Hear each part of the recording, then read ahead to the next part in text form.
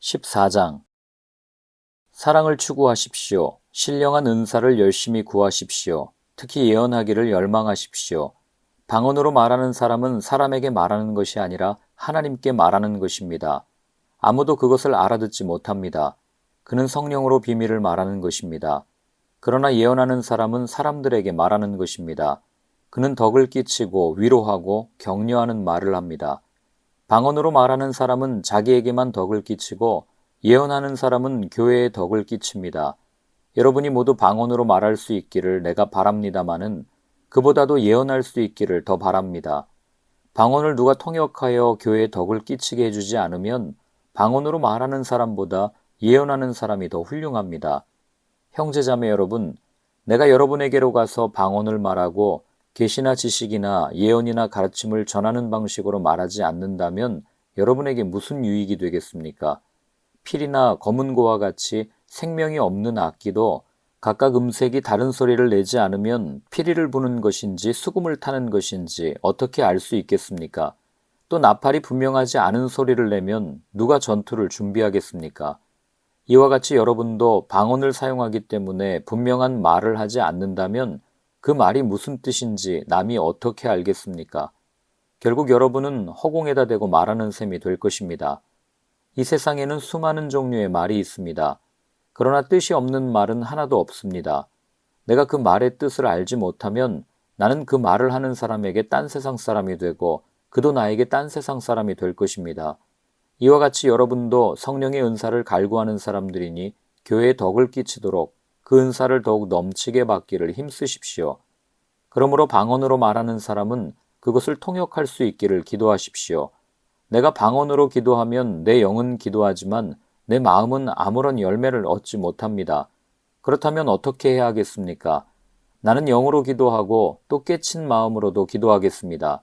나는 영으로 찬미하고 또 깨친 마음으로도 찬미하겠습니다.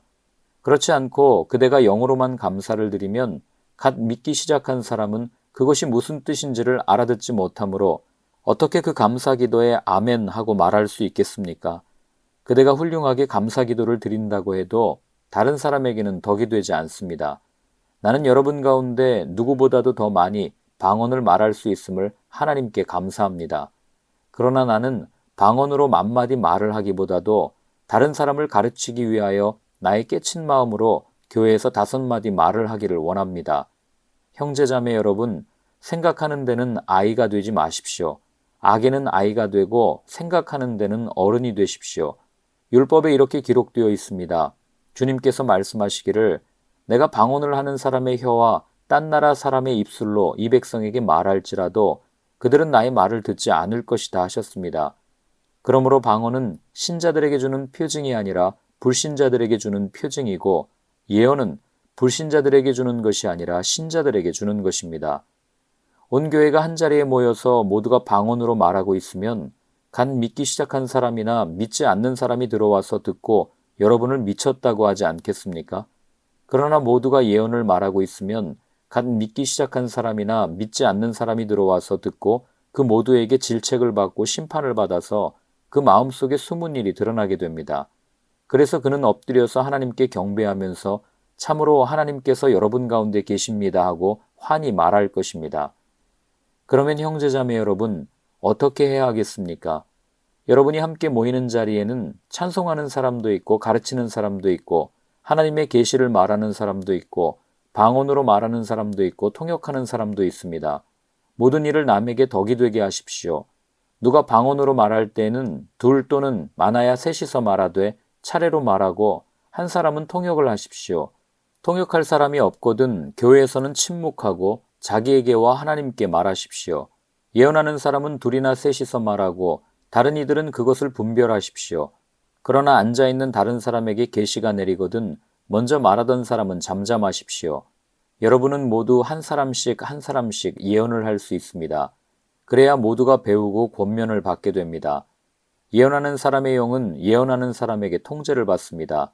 하나님은 무질서의 하나님이 아니라 평화의 하나님이십니다. 성도들의 모든 교회에서 그렇게 하는 것과 같이 여자들은 교회에서는 잠자코 있어야 합니다. 여자에게는 말하는 것이 허락되어 있지 않습니다. 율법에서도 말한 대로 여자들은 복종해야 합니다. 배우고 싶은 것이 있으면 집에서 자기 남편에게 물으십시오. 여자가 교회에서 말하는 것은 자기에게 부끄러운 일입니다. 하나님의 말씀이 여러분에게서 났습니까? 또는 여러분에게만 내렸습니까? 누구든지 자기가 예언자이거나 성령을 은사로 받은 사람이라 생각하거든 내가 여러분에게 써보내는 이 글이 주님의 명령이라는 것을 알아야 합니다. 누구든지 이것을 인정하지 않으면 그 사람도 인정을 받지 못할 것입니다. 그러므로 나의 형제자매 여러분, 예언하기를 열심히 구하십시오. 그리고 방언으로 말하는 것을 막지 마십시오. 모든 일을 적절하게 하고 질서 있게 해야 합니다. 15장 형제자매 여러분, 내가 여러분에게 전한 복음을 일깨워 드립니다. 여러분은 그 복음을 전해받았으며 또한 그 안에 서 있습니다. 내가 여러분에게 복음으로 전해드린 말씀을 헛되이 믿지 않고 그것을 굳게 잡고 있으면 그 복음을 통하여 여러분도 구원을 얻을 것입니다. 나도 전해받은 중요한 것을 여러분에게 전해드렸습니다. 그것은 곧 그리스도께서 성경대로 우리 죄를 위하여 죽으셨다는 것과 무덤에 묻히셨다는 것과 성경대로 사흘날에 살아나셨다는 것과 게바에게 나타나시고 다음에 12제자에게 나타나셨다고 하는 것입니다. 그 후에 그리스도께서는 한 번에 500명이 넘는 형제자매들에게 나타나셨는데 그 가운데 더러는 세상을 떠났지만 대다수는 지금도 살아 있습니다. 다음에 야고보에게 나타나시고 그 다음에 모든 사도들에게 나타나셨습니다.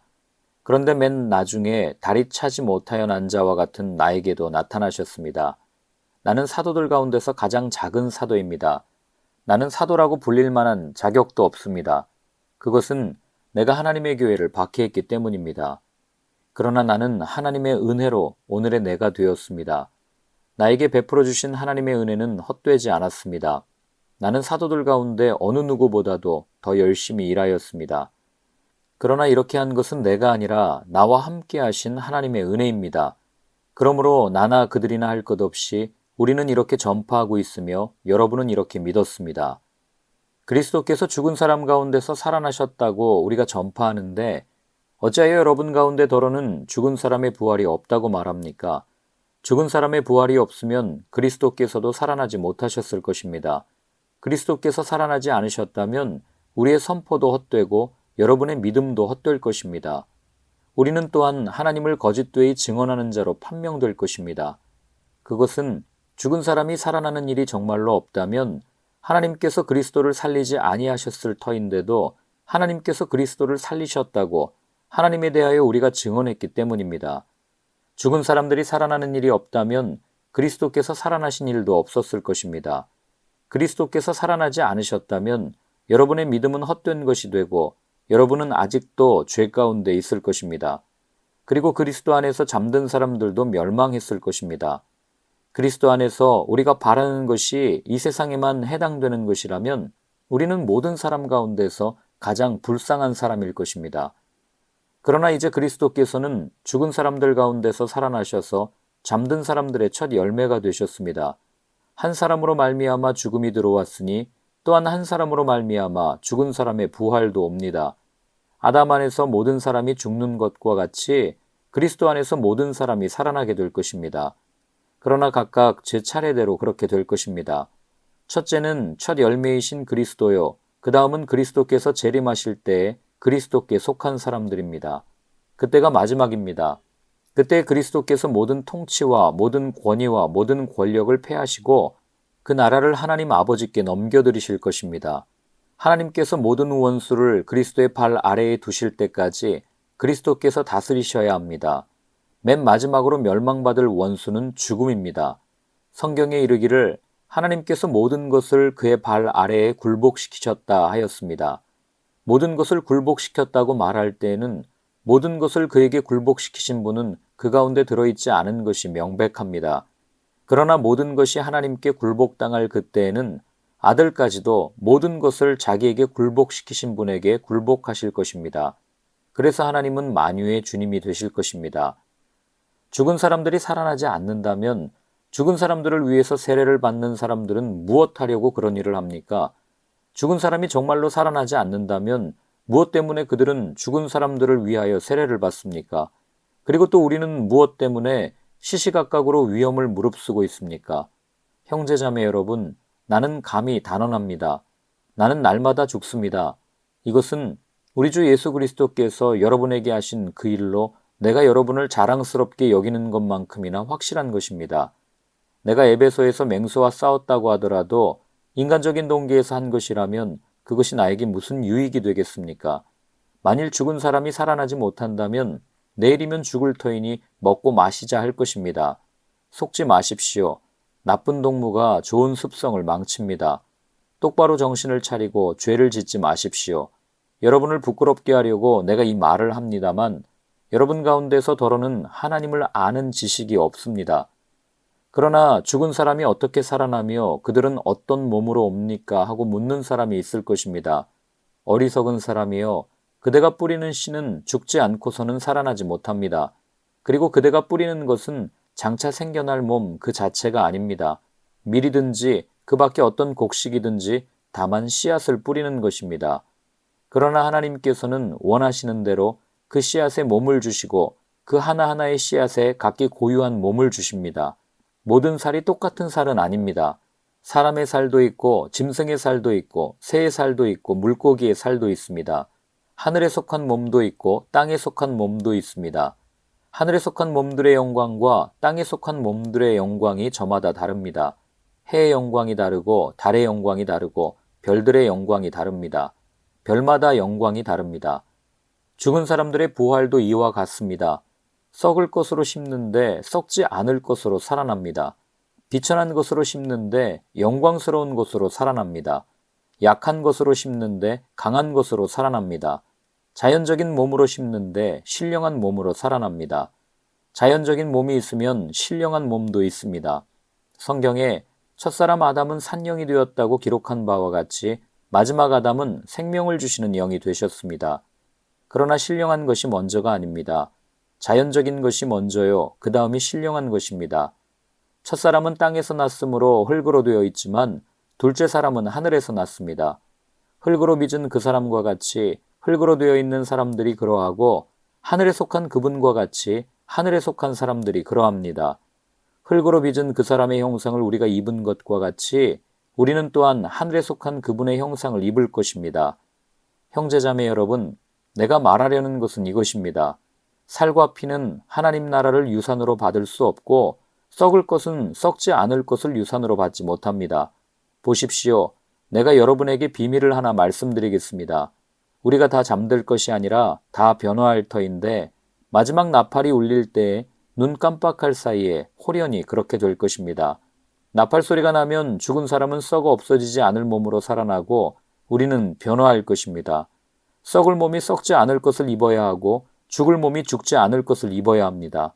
썩을 이 몸이 썩지 않을 것을 입고 죽을 이 몸이 죽지 않을 것을 입을 그때에 이렇게 기록한 성경 말씀이 이루어질 것입니다. 죽음을 삼키고서 승리를 얻었다. 죽음아, 너의 승리가 어디에 있느냐? 죽음아, 너의 독침이 어디에 있느냐? 죽음의 독침은 죄요, 죄의 권세는 율법입니다. 그러나 우리 주 예수 그리스도를 통하여 우리에게 승리를 주시는 하나님께 우리는 감사를 드립니다. 그러므로 나의 사랑하는 형제자매 여러분, 굳게 서서 흔들리지 말고 주님의 일을 더욱 많이 하십시오. 여러분이 아는 대로 여러분의 수고가 주님 안에서 헛되지 않습니다. 16장 성도들을 도우려고 모으는 헌금에 대하여 말합니다. 내가 갈라디아 여러 교회에 지시한 것과 같이 여러분도 그대로 하십시오. 매주 첫날에 여러분은 저마다 수입에 따라 얼마씩을 따로 저축해 두십시오. 그래서 내가 갈 때에 그제야 헌금하는 일이 없어야 할 것입니다. 내가 그리로 가게 되면 그때 여러분이 선정한 사람에게 내가 편지를 써주어서 그가 여러분의 선물을 가지고 예루살렘으로 가게 하겠습니다. 나도 가는 것이 좋다면 그들은 나와 함께 갈 것입니다. 나는 마게도니아를 거쳐서 여러분에게로 가겠습니다. 내가 마게도니아를 지나서 여러분에게로 가면 얼마 동안은 함께 지낼 것이고 어쩌면 겨울을 나게 될지도 모르겠습니다. 그 다음에 여러분은 내가 가려는 곳으로 나를 보내주시기를 바랍니다. 지금 나는 지나가는 길에 잠깐 들러서 여러분을 만나보려는 것은 아닙니다. 주님께서 허락해 주시면 얼마 동안 여러분과 함께 머무르고 싶습니다. 그러나 오순절까지는 에베소에 머물러 있겠습니다. 나에게 큰 문이 활짝 열려서 일을 많이 할 수 있는 기회가 왔습니다. 그러나 방해를 하는 사람도 많이 있습니다. 디모데가 그리로 가거든 아무 두려움 없이 여러분과 함께 지낼 수 있도록 보살펴 주십시오. 그도 나와 마찬가지로 주님의 일을 하는 사람입니다. 그러므로 아무도 그를 업신여겨서는 안 됩니다. 그리고 그가 내게로 돌아올 때에 그를 평안한 마음을 지니게 해서 보내주십시오. 나는 형제들과 함께 그를 기다리고 있습니다. 형제 아볼로에 대하여 말하겠습니다. 내가 그에게 다른 형제들과 함께 여러분에게 가라고 여러 번 권하였지만 그는 지금 갈 마음이 전혀 없습니다. 그러나 적절한 때가 오면 갈 것입니다. 깨어 있으십시오. 믿음에 굳게 서 있으십시오. 용감하십시오. 힘을 내십시오. 모든 일을 사랑으로 하십시오. 형제자매 여러분, 나는 여러분에게 권합니다. 여러분이 아는 바와 같이 스데바나의 가정은 아가야에서 맺은 첫 열매요. 성도들을 섬기는 일에 몸을 바친 가정입니다. 그러므로 여러분도 이런 사람들에게 순종하십시오. 그리고 또 그들과 더불어 일하며 함께 수고하는 각 사람에게 순종하십시오. 나는 스데바나와 부드나도와 아가이고가 온 것을 기뻐합니다. 그것은 여러분을 만나지 못해서 생긴 아쉬움을 이 사람들이 채워주었기 때문입니다. 이 사람들은 나의 마음과 여러분의 마음에 생기를 불어넣어 주었습니다. 여러분은 이런 사람들을 알아주어야 합니다. 아시아에 있는 교회들이 여러분에게 무난합니다. 아골라와 브리스가와 그 집에 모이는 교회가 다 함께 주님 안에서 진심으로 무난합니다. 모든 형제자매들이 여러분에게 무난합니다. 거룩한 입맞춤으로 서로 인사하십시오. 나 바울은 친필로 인사의 말을 씁니다. 누구든지 주님을 사랑하지 않는 사람은 저주를 받으라. 마라나타, 우리 주님 오십시오. 주 예수의 은혜가 여러분과 함께 있기를 빕니다. 나는 그리스도 예수 안에서 여러분 모두를 사랑합니다. 아멘.